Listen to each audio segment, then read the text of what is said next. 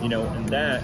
But then, it goes into, whole other journeys about color and the emotional impact that color can have on a composition. I could take a digital painting and I could redo it in 6, 7 different ways, each that would, inspire a different feeling, just based on the color palette.